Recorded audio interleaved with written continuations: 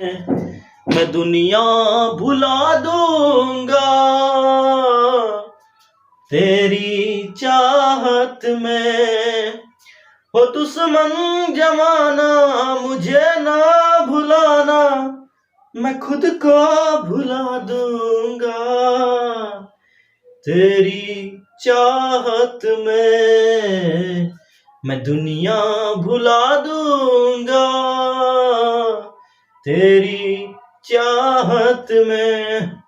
Hello दोस्तों, नमस्कार और मैं हूं सौरभ कुमार। चलिए आइए आज लेके चलते हैं। आज एक शानदार टॉपिक लेके आए हैं, प्रकाश का बड़ा।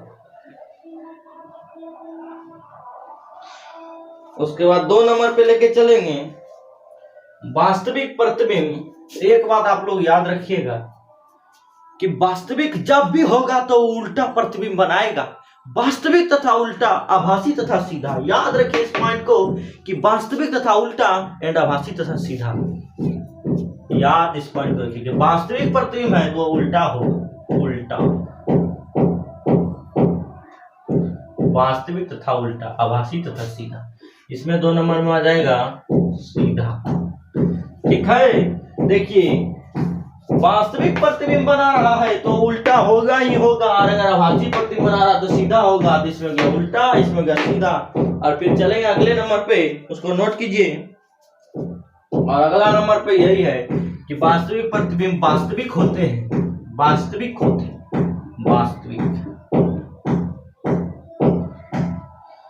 वास्तविक प्रतिबिंब वास्तविक होते हैं।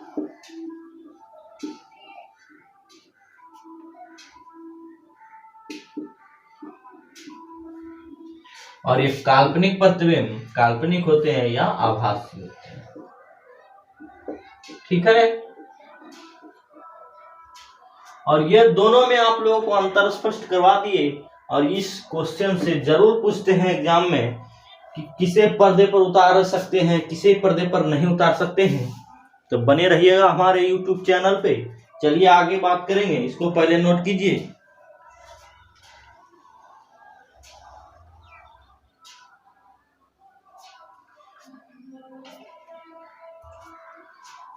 हो गया, आइए अब आगे बढ़ते हैं।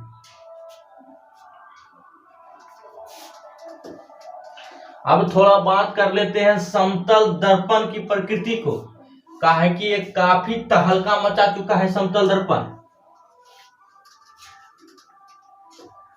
समतल दर्पण की प्रकृति पे बात कर लेते हैं कि समतल दर्पण में जितना बड़ा ऑब्जेक्ट रहेगा उतना बड़ा ही इमेज बनेगा दर्पण में। यानी जितना बड़ा ऑब्जेक्ट, लिखते जाइएगा आप लोग, जितना बड़ा ऑब्जेक्ट, जितना बड़ा ऑब्जेक्ट होगा उतना ही बड़ा इमेज बनेगा। इमेज बनेगा यानी प्रतिबिंब बनेगा। आप लोग अगर ये समझ में नहीं आ रहा है तो इस जगह लिख लीजिए प्रतिबिंब। जिनको समझ में आ रहा है वो अपने लिखिए कि जितना बड़ा ऑब्जेक्ट होगा उतना ही बड़ा इमेज बनेगा। और दूसरा नंबर इसमें पॉइंट है कि दर्पण से, दर्पण है ना, आईना, आईना दर्पण, कि दर्पण से जितना दूर पर ऑब्जेक्ट खड़ा होगा उतना दूर पर ही दर्पण में इमेज बनेगा। इसका मतलब है कि यहां अगर हम दर्पण रखे हैं, ठीक है, यहां दर्पण रखे हैं, यहां से अगर ये 3 मीटर आगे ऑब्जेक्ट रखा हुआ है,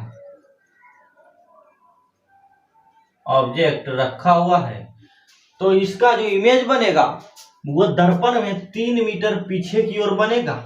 3 मीटर पीछे की ओर इमेज बनेगा भाई। ये आप लोग इसको ध्यान में रखिएगा कि जितना दूर ऑब्जेक्ट रखा हुआ है, इमेज के प्रतिबिंब के आगे जितना दूर पर वस्तु रखा हुआ है उतना दूर पर उनके पीछे में इमेज बनेगा।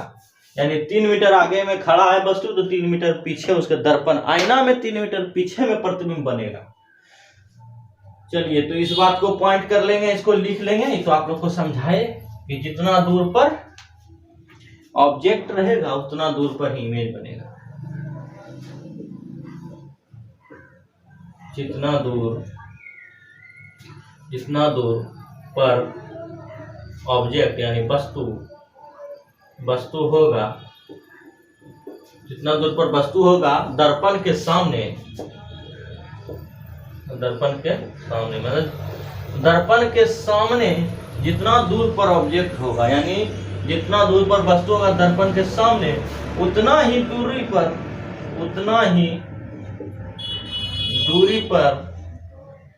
दर्पण के पीछे इमेज बनेगा,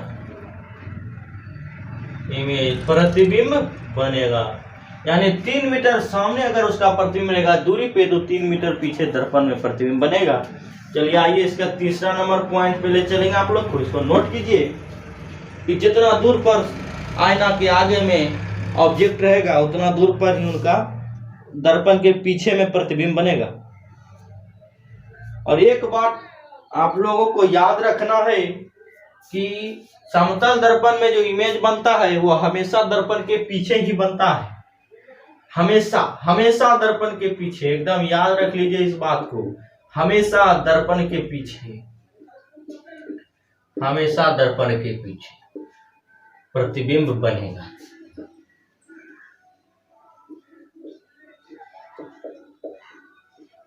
हमेशा दर्पण के पीछे ही प्रतिबिंब बनेगा समतल दर्पण में। आइए 4 नंबर पॉइंट पे लेके चलते हैं आप लोगों को। 4 नंबर पॉइंट पे लेके चलेंगे। चलिए 4 नंबर पे लेके चलते हैं। और इसमें एक बात है कि समतल दर्पण में आप लोगों ने देखे होंगे कि इमेज तो सीधे बनता है। आप चेहरा देखते तो थोड़ी ना कि पैर ऊपर और सिर नीचे रहता है, इमेज उसमें सीधा ही बनता है। लेकिन पार्श्विक रूप से उल्टा होता है। अभी पार्श्विक क्या होता है तो चलिए आइए देखते हैं पार्श्विक क्या है। पार्श्विक रूप से उल्टा, देखिए ये दर्पण है, देखिए कौन दर्पण है? समतल दर्पण है जो हम लोग घर में रखते हैं। यहाँ पे हम आर लिखे, अगर इसमें हम आर दिखाएंगे तो इसमें ऐसे आर दिखाएगा, ऐसे आर दिखाएगा। यही होता है पार्श्विक उल्टा, समझे? यही होता है पार्श्विक उल्टा। ऐसे आर अगर बाहर में लिख देंगे या लिखा हुआ ऐसे देखेंगे आईना में तो वह ऐसा दिखाएगा। यानी अगर हम बायां हाथ उठाएंगे तो आईना में दायां हाथ उठता हुआ प्रतीत होगा। यही होता है समतल दर्पण में पार्श्विक रूप से उल्टा। तो आप लोग आई होप आज पार्श्विक रूप से उल्टा समझ लिए होंगे। देखिए तो पार्श्विक रूप से उल्टा, पार्श्विक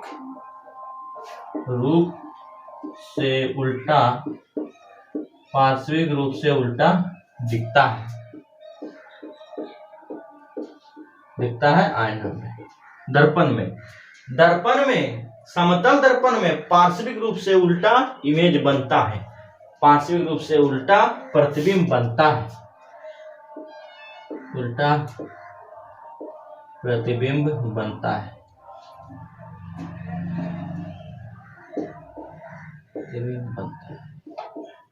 समतल दर्पण में पार्श्विक समझ लिए कि अगर हम आर लिखेंगे तो उल्टा आर बनेगा। पार्श्विक रूप से उल्टा प्रतिबिंब बनते हैं। और फिर अगला पॉइंट है, समतल दर्पण में पॉइंट बहुत है, इसलिए आप लोग इसको एक एक करके पढ़िएगा और ध्यान में रख करके इसको हमेशा याद रखिएगा कि समतल दर्पण से हमेशा के लिए उससे क्वेश्चन आएंगे। और हम खुद उस क्वेश्चन को फेस कर चुके हैं और इसमें खुद हम चकमा खा चुके हैं। इसलिए आप लोगों को हमने ऐसा ट्रिक ऐसा बोला कि नहीं आज जो है ना पूरा समतल दर्पण का टॉपिक ही खत्म कर देंगे आज के वीडियो में, इसलिए हमने आए हैं। देखिए चौथा नंबर है, अगर समतल दर्पण के सामने हम v वेलोसिटी से आगे बढ़ेंगे उसमें 2v वेलोसिटी से आता हुआ प्रतीत होगा। यानी अगर ये आईना है, समतल दर्पण है, अगर हम मान लीजिए कि 4 किलोमीटर पर घंटा की रफ्तार से 4 किलोमीटर पर घंटा की रफ्तार से कोई कार दौड़ती हुई आ रही है तो ये आईना में लगेगा कि वो 8 किलोमीटर पर घंटा की रफ्तार से आ रही है। यानी अगर हम दौड़ के जा रहे हैं तो अगर v वेलोसिटी से दौड़ रहे हैं तो आईना में लगेगा कि 2v वेलोसिटी से दौड़ के आ रहा है, यानी तो इसमें हम समझा दिए। अब इसको लिख देते हैं कि अगर हम v वेलोसिटी से आगे बढ़ेंगे, अगर हम v वेलोसिटी यानी v वेग से आगे बढ़ेंगे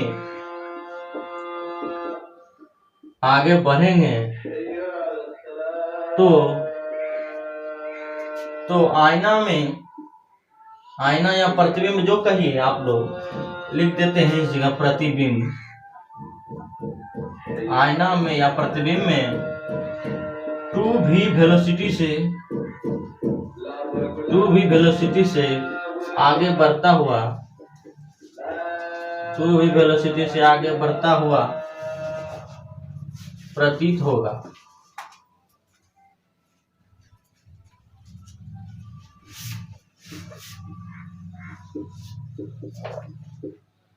यानी अगर हम v वेलोसिटी से समतल दर्पण के सामने दौड़ेंगे तो समतल दर्पण में लगेगा कि वो 2v वेलोसिटी से आ रहा है या दौड़ते हुए आ रहा है। नोट कीजिए, उसके बाद ही मिटाएंगे, फिर आगे लेके चलेंगे आप लोग को। नोट कीजिए उसमें।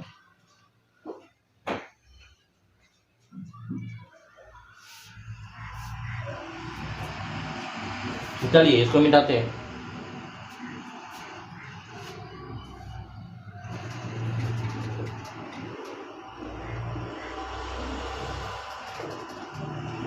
अब एक ना इसमें पॉइंट बच गया है, उसके बाद इसका पॉइंट ही खत्म हो जाएगा।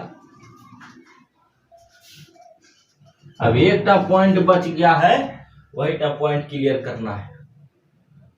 एक टा पॉइंट बच गया है, इंक बुक खत्म हो गया लगता है, थोड़ा डाल लेते हैं। आइए, अगर हम समतल दर्पण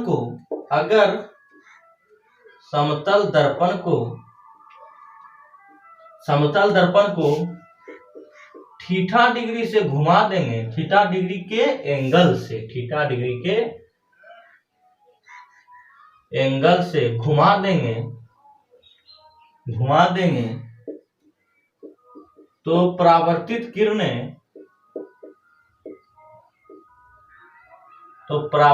किरणें 2 थीटा डिग्री के एंगल से घूम जाएगा। 2 थीटा डिग्री के एंगल से घूम जाएगा।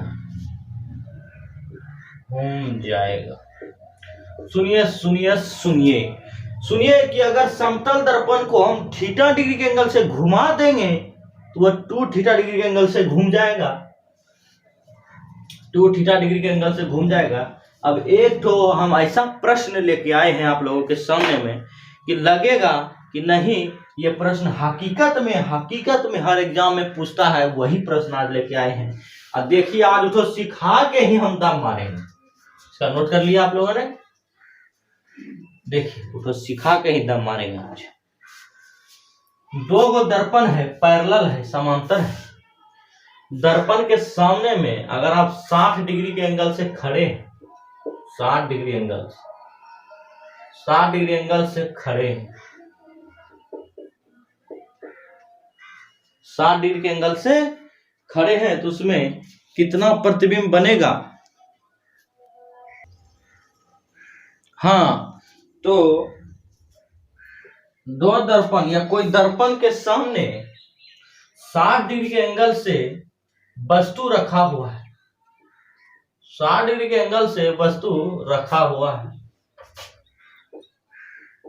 कोई भी वस्तु, मान लीजिए आप ही दर्पण के सामने में 60 डिग्री के एंगल से खड़े हैं, तो दर्पण में आपका कितना प्रतिबिंब बनेगा, क्या को साइज बनेगा, कितना इमेज बनेगा प्रतिबिंब। तो देखिए, इसके लिए ट्रिक है कि इसके लिए कि 360 बटे थीटा माइनस 1। 60 डिग्री के एंगल से खड़े हैं तो दर्पण में कब आपका फिगर बन रहा है, या 45 डिग्री के एंगल से खड़े हैं या 30 डिग्री के एंगल से खड़े हैं तो दर्पण में कब इमेज बन रहा है, वो निकालने के लिए ये ट्रिक अपनाया जाता है कि 360 बटे थीटा माइनस 1। देखिए, अब 60 डिग्री के एंगल से खड़े हैं तो थीटा के जगह पे 60 बैठा दीजिए, 360 बटे थीटा माइनस 1।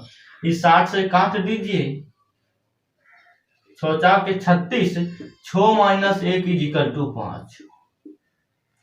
5 गो प्रतिबिंब बनेगा आपका दर्पण में, 5 गो प्रतिबिंब बनेगा आपका दर्पण में, देख लीजिए।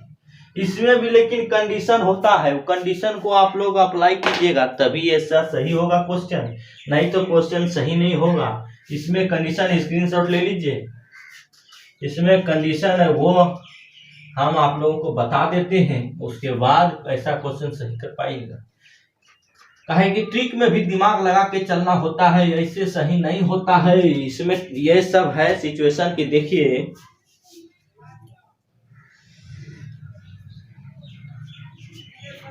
इसमें सिचुएशन यही है कि कटाने के बाद लिख लीजिएगा आप लोग, कटाने के बाद अगर सम संख्या आए, अगर सम संख्या आए तो एक घटाना है, एक घटाना है, यानी एक घटाइएगा तो विषम होगा कि नहीं होगा। या अगर देखिए सम संख्या 8 है, एक घटाइएगा तो 7 विषम संख्या हो जाएगा, 9 है तो एक घटाइएगा 8 विषम संख्या हो जाएगा। इसी तरह कि अगर कटाने के बाद ये जो है, ये कटाने के बाद अगर सम संख्या आ गया तो एक घटा देना है, तब उसका बनाना है कि नहीं 5 गो इमेज बनेगा। और अगर कटाने के बाद विषम संख्या आ गया, या विषम संख्या कटाने के बाद अगर आ गया तो यही आंसर हो जाएगा, इसमें कुछ घटाना नहीं है। तो इस जगह लिख देते हैं और बने रहिएगा हमारे चैनल पे, बहुत अच्छा कंटेंट मिलेगा आप लोगों को यहाँ कि अगर कटाने के बाद विषम संख्या आए, अगर कटाने के बाद विषम संख्या आए तो वही रहने देंगे, तो वही रहेगा, या रहने देंगे तो वही रहेगा। समझे, अगर सम संख्या आएगा तो एक घटा के विषम कर देंगे, और अगर कटाने के बाद विषम संख्या आ गया तो वही रहने देंगे। लेकिन इसमें एक और पॉइंट है, वो पॉइंट को अगर देख लीजिए तो आपका पूरा क्लियर हो जाएगा। लास्ट पॉइंट बचा है कि अगर कटा दिया और पॉइंट में आ गया तो फिर क्या करेंगे। अब 5.5 आ गया, अब क्या करेंगे सोचिए। कटाए हम, आई 5.5 आ गया तो इसके आगे हम 6 लेंगे, यानी 6 इमेज। तो 6 इमेज तो होगा नहीं, तो फिर एक घटाना होगा क्योंकि ये सम संख्या आ गया। अब ये घटाएंगे तो यानी 5 गो इमेज बनेगा, 5 गो इमेज बनेगा। अगर 4.5 आ गया तो 5 लेंगे तो 5 गो इमेज बनेगा। अगर 3.6 आ गया तो 3.6 के आगे क्या होता है, 4 लेंगे, लेकिन ये 4 सम हो गया, इसमें एक घटाएंगे यानी 3 ठो इमेज बनेगा। इसी तरह करना है, इसी तरह करना है। ले लीजिए इसका स्क्रीनशॉट, मैंने लिखा नहीं, लिख देते हैं कि अगर पॉइंट में आ गया तो जस्ट उसके आगे लेना है। समझ लिया आप लोगों ने, पॉइंट में आएगा तो जस्ट उसके आगे। अगर कटाने के बाद पॉइंट आ गया, पॉइंट में आ गया तो जस्ट उसके आगे लेना है। एग्जांपल भी दे देते हैं, अगर 4.5 आएगा तो 5 लेना है, ठीक है। इसी तरह अगर 4.5 आएगा तो 5 लेना है। चलिए इसमें भी कंडीशन अप्लाई होगा। अगर 6 आ गया, जैसे कि 5.6 आ गया, 5 पॉइंट इस जगह लिखिए, 5 पॉइंट अगर 6 आ गया, 5.6 आ गया तो हम 6 लेंगे, लेकिन 6 नहीं लेंगे, 6 में एक घटा देंगे, काहे कि सम संख्या है, 6 में एक घटा देंगे तो 5 गो इमेज बनेगा, 5 गो इमेज बनेगा। स्क्रीनशॉट लीजिए।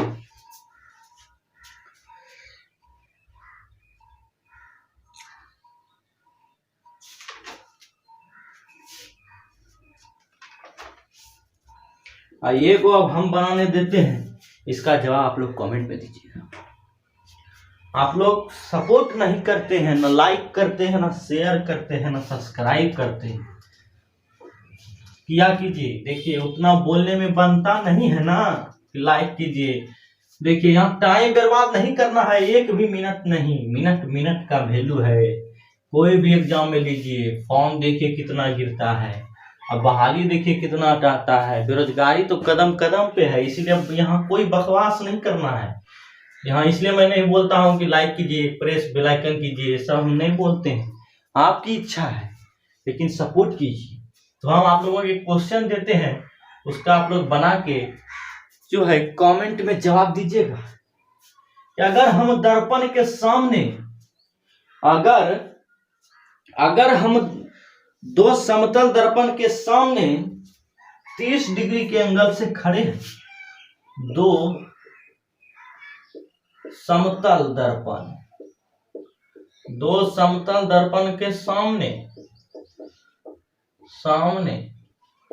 30 डिग्री के एंगल से 30 डिग्री के एंगल से खड़े हैं, तो हमारा कितना प्रतिबिंब या कितना इमेज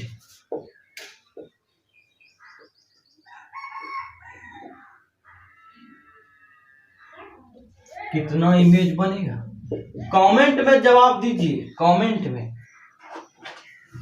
और हम देखेंगे कि आप लोग में से कितना ने मेरा पढ़ाया हुआ सही कर पाया कि दो समतल दर्पण के सामने अगर 30 डिग्री के एंगल से खड़े हैं तो हमारा कितना इमेज बनेगा। चलिए अब लास्ट में एक देते हैं आप लोगों को मोटिवेशन कि नन्ही चींटी जब दाना लेकर के चढ़ती दीवारों पर 100 बार गिरती है, 100 बार पिछड़ती है। नन्ही चींटी जब दाना लेकर दीवारों पर चढ़ती दीवारों पर 100 बार गिरती है, 100 बार गिरती है।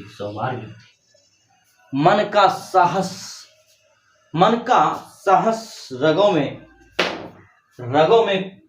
जान डाल देता है। मन का साहस रगों में जान डालता है, गिरकर चढ़ना, चढ़कर गिरना ना खड़ता है। आखिर उसकी मेहनत बेकार नहीं होती। कोशिश करने वालों की कभी हार नहीं होती दोस्तों, कोशिश करने वालों की कभी हार नहीं होती। नमस्कार, जय हिंद, जय भारत।